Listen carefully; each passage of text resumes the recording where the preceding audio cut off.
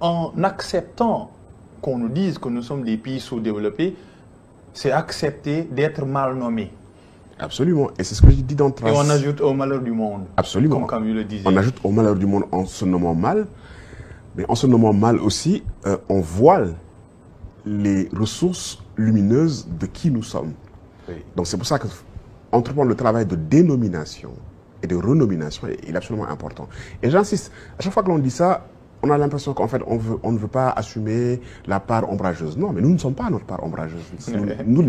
Nous excédons notre part ombrageuse. Et chaque continent là, cette part ombrageuse. Tout être humain là, chaque continent là, chaque groupe humain là. Et pourquoi les autres se nommeraient de la meilleure des manières et nous serions les seuls pays développés, pays sous-développés. Voilà, et nous serions ceux qui ont été nommés par les autres.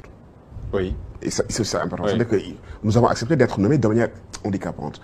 Je dirais. Et lorsque vous vivez, lorsque vous sortez, lorsque vous êtes en interaction, mais vous vous rendez compte que cette dénomination-là, elle n'est pas adéquate, en fait. Elle ne reflète pas votre réalité, elle ne reflète pas votre vie. Vous ne menez pas une vie de sous-développé. L'Afrique est riche, voilà, n'est pas sous-développée. Elle est riche de signes, de sens, de ressources, de culture. Dans tous les domaines de la richesse, elle en regorge. Et elle est riche d'humanité au pluriel. Et fondamentalement, nous devons aussi renverser l'échelle de valeur.